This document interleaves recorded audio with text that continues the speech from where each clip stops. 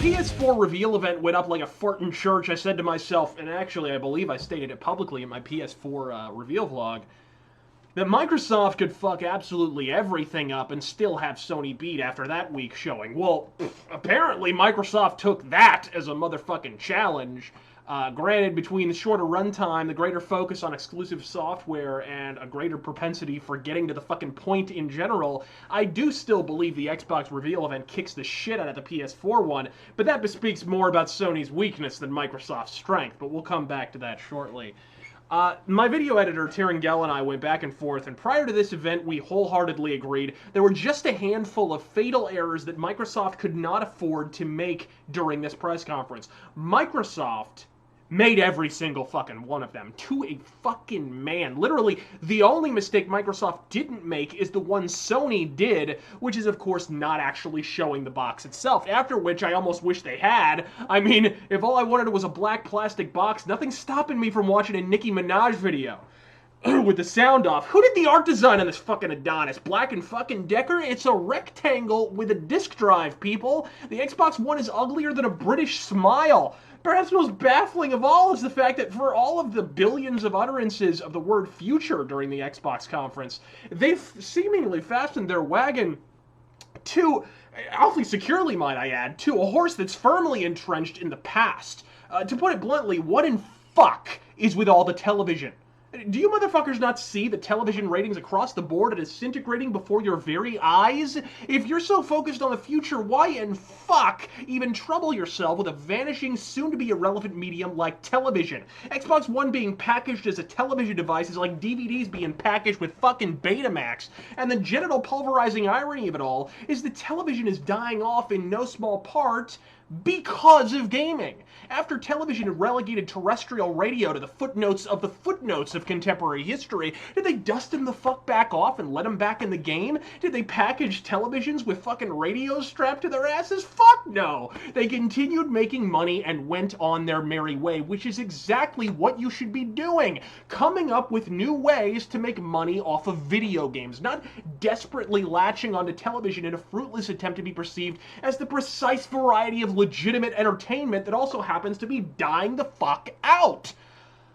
Although luckily, contrary to what every attention whore on YouTube reported in a shameless grab for ad revenue, the DRM and used games fee rumor is at this point looking like bullshit, or at least incrementally less invasive than it was originally portrayed. I hate to say I told you so, but I don't, I did, sucking this erect middle finger. But as for the cloud-based horse shit that is only going to be available in the one country whose lackluster internet speed in all likelihood is incapable of supporting it, listen, Don Matrick, I need you to hear this. I need these words to bore into the very center of the hollowed-out recess that once comprised your soul. Kinect is a gimmick. That's why for the past 2 years its sales figures are having to kill Bossa Roast at the base of the Mariana Trench, motherfucker. And here's the nougaty center of the hard truth. Slapping a gimmick onto a machine does not stop it from being a gimmick. What in fuck possessed you? What depraved pagan demigod took residence in the deepest chambers of your cavernous cranium when you determined that the thing to do in this time of overblown budgets and gimmicky exotic peripherals that wind up collecting dust on a store shelf was to release gimmicky exotic peripherals, the video game console?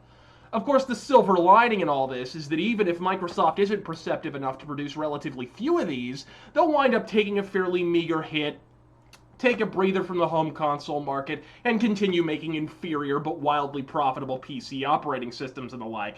Nintendo and Sony, on the other hand, do not find themselves in so fortuitous a position. If the next generation of console gaming is a horse race, they are fixed aft and rear of the horse, breathing carrot farts in perpetuity, while Kazurai beats said equine to death and back again. Look, this conference was harder to watch than Jim Sterling doing jumping jacks, but we did hear one very, very good thing. Something that does at least begin to grind Sony into fucking dust, and luckily it was the one topic Microsoft absolutely, in my opinion, needed to confirm. The Xbox One will have games, exclusive ones. 15 first and third-party exclusives in the first fucking year to be exact, but more importantly, 8 of those 15 exclusives are reputed to be new IPs. Look, That's great. It's like twice as many exclusives as Sony has bothered to announce thus far, which I'm sure has nothing at all to do with Sony closing every first-party studio that isn't named Naughty Dog over the past 18 months so they can pay their fucking water bill. But here's the thing. With an economy in shambles, and no one in a hurry to pony up the 400 simoleons for a next-gen machine, backwards compatibility is a big deal. If you had added that one thing, this wouldn't even be a horse race. Xbox One would have walked the fuck away with this console generation, but now what you are is a glorified PS4. This generation needs and deserves far more than the console equivalent of Pepsi versus Coke. Or perhaps more aptly, Coke versus Diet Coke. Granted, I don't buy the people pissing and moaning about the conference being too short. Right, asshole? So the PS4 event was 2 hours long and the Microsoft reveal was what, 1 hour long? How fucking likely is it that an hour and a half would have been the fucking sweet spot? Yeah, didn't fucking think so. You fucking sheep are wool gathering in the fields looking for shit to hate, which is retarded due to the simple fact that there are already so many legitimate reasons to hate this press conference without trumping up bullshit complaints about the runtime. And this brings me to a point even more pressing than the overall inferiority of the press conference. I have never been more fucking disgusted with the mindless fucking simps on Twitter and YouTube than I am right now. Between believing horseshit stories about used game fees that were retracted by the websites that printed them within less than an hour, and the YouTube vloggers, 3 of whom I'm mortified to admit I do a weekly podcast with, who posted knee-jerk reaction videos about these bullshit stories during the 15-minute window prior to every last fucking one of these reports being retracted or discredited, in one of the most profligate displays of self-interest and ad revenue whoremongering I've ever witnessed. Every single repulsive facet that causes me to loathe the frothing mob mentality was on full display here today. Not everyone leapt on that bandwagon. Rich at Review Tech USA was remarkably level-headed as always. Big shout out there. And he actually reported the retractions as well as the stories themselves. But listen the fuck up, because I'm putting the entire worthless lot of you on fucking notice. It's not exactly a mystery of the universe that my favorite television show of all time is HBO's Deadwood, okay? And while the show plays it a little fast and loose with history, it's a scene based on pure historical fact in which opens up the show that I'm reminded of now. Seth Bullock, the famed Deadwood lawman, is in Montana prior to going there, where he brings in a horse thief and is somehow shot in the shoulder in the process. Later that night, as he nurses his injury and prepares to hightail it to Deadwood to strike it rich, the man who owned the stolen horse arrives with a torch-wielding gaggle of slack-jawed inebriates, the literal embodiment of the pitchfork-wielding mob. They aren't going to wait till sunup for the horse thief to hang. Could he hand the kleptomaniac the fuck over to placate the cranky conglomerate? Well, fuck yeah, he could. The little sumbitch is toast either way.